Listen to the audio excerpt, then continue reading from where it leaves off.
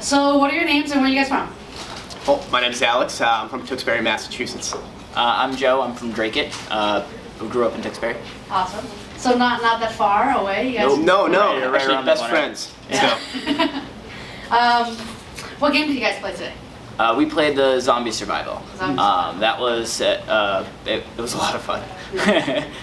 And you guys survived? You guys died? Oh, yeah. No, apparently our group did really, really well. Yeah, I don't think anybody died in our I group, died yeah. once Oh, you did? during the first game. Huh. When everything, everyone, they came flying into the group, or Yeah. the area that we were standing in, we were fighting all the zombies. It was one of those, I got pinned in the corner. Well, yeah, you get one of the, you get the thrilling rush when they start breaking through the barriers, and you're Yeah. like, oh god, what do I do? But that, You know? and then it's just you're trying to take the step back, and you're like, oh, I'm Yeah. trying not to bump into anyone else. Yeah, exactly. Getting overwhelmed, I mean, it was just ridiculous once they broke through the barriers. It was cool that you could stun them though by shooting them in the head. That was cool. Yeah, they drop back a little bit and stop give you a a little little bit. second, yeah. So you could it wasn't like you were completely overwhelmed and you felt like you needed to run. Well, there's no running anyway, but... Yeah, So that was exactly. the idea. But I'm saying for people that they get scared or Yeah. nervous easily, I could still see I jumped at a couple spots because turning around not expecting them to be right there. Yeah. Because it's oh, someone called for help. So you turn over and you look over at the left barrier, have everyone helping over on that side, and then everyone forgot about the barrier right behind you. So then you go and you turn around and go and be oh, is there anything over there? And it's right here because it already broke through the barrier, and you're just oh, hi. Yeah, but that's okay though, because most of the time you can just kind of oscillate and spot and see where your whole team is. So you're all right, I'll stay away from that corner because obviously there's 3 people that are kind of bunched up over there. Yeah. So I'll take control over here, and I don't have to worry about bumping into anybody. Yeah. But at the same time, I can see everything, I can shoot at everything, and it's fine. Absolutely. And I like that you guys kept saying team, too. This is very important. It's co-op. Some people forget that. So No, you guys it isn't. definitely Oh had yeah, that I mean your top own line. score is super important because the whole time I'm looking down, I'm I gotta crush everybody. I gotta but at the same time, somebody's hey, I need help over here. Or somebody's breaking down the barrier near the elevator. You're okay, turn over there and start shooting over that way, fixing up the barriers, helping out the team because obviously you want to survive together. A couple people get lost along the way. I just focused on trying to get the yellow to show up because it was one of those if you got the headshot, it was it was a clearly different Yeah. color. So And the as whole long as you time, got I'm just- that, you got the more points. So all I had to do was worry about that, just not look down. And Yeah. you're fine. So you guys mentioned a lot of key points for our game, which is awesome. So what would you say would be the coolest thing, your favorite thing, and most impressive thing? Oh man, I think it's just the fact that you can kind of see everybody and interact with everybody. So I mean even at the beginning, the first thing we did when we put on the headsets, we were crouching up and down, kind of dancing, like you would see on a normal video game, and it's kind of funny to see Everyone just somebody waiting in the else lobby. do that. Yeah. It's just that guy's dancing over there, and you can see exactly what his body's doing. You can't see the arm movements, but if he's moving the gun, you can see where that's going too. So it was kind of cool in that aspect. It was funny. Yeah, but I like the interaction point. All you have to do is call out, and somebody's okay, I see you, I see the problem, and we'll take care of it together. I like that you could tell what way other people were facing. I think that was the cool thing too. Is it was a lot of directionality, so you could tell that people weren't paying attention to certain spots, so you were able to turn around and help your teammates or help for that blind spot because that they're not looking that way. Or the other cool part was how your teammates could go on an elevator. You guys were on the same floor. Nothing changed. You were in VR, but it was one of those your teammates could get on an elevator and go up and help you, and you could tell that they were above you, even though that they were probably 10 feet away. It was great. Yeah. So that was pretty cool. I mean, it really gave the experience like that, because once you're looking down from the elevator, it's just you're in a whole different map. You're just oh my god, where am I, Were you afraid that you were going to fall? I was a little bit at the beginning. I was can I fall off of this thing? And somebody just told me, no, you can't. And I was all right, cool, that's good, because that was a major worry for me. But I was a little too focused on what was going on the ground, trying to help everybody out. And I didn't realize, but there's a barrier up there, and it got broken down, and then in 2 seconds I turned around, there's a giant guy in front of me. I just jumped and screamed. And I was oh man, I hope they don't kick me out.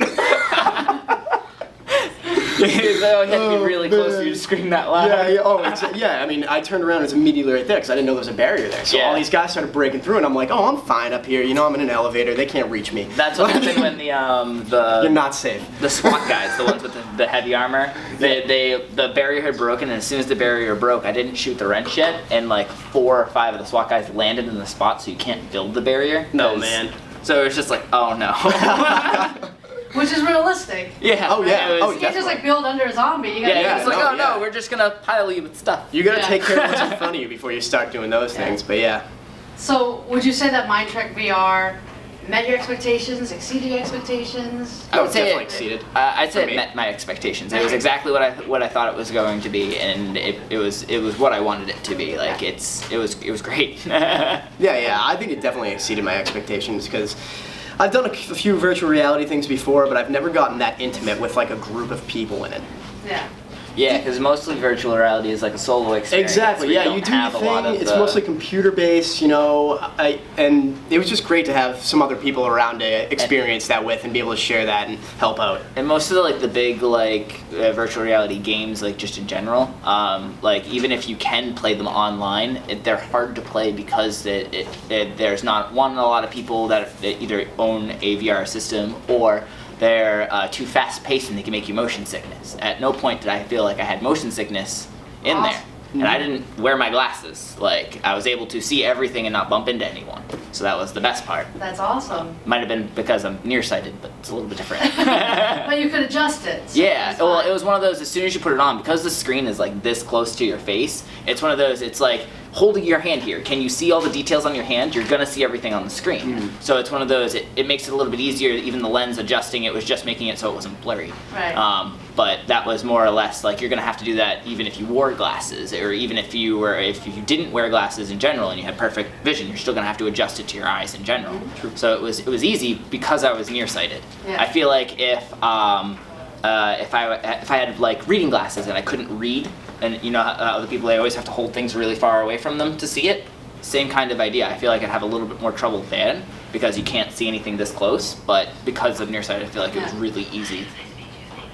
But it's interesting because you don't, when you're wearing it, you don't realize or you don't kind of think it's not top of mind that it's right Nope. there in front of your face. It No, just you felt have like so I had much 20/20 vision. Right. Yeah, it's just so much depth involved in the game. Yeah. It's funny. I mean, especially when you see your other players, you can tell exactly how far they are away. Yeah. You know, you're like, I know that if I step 5 times, you know, I'm gonna run into Joe over here. You know. Or you're gonna bump into Yeah. somebody.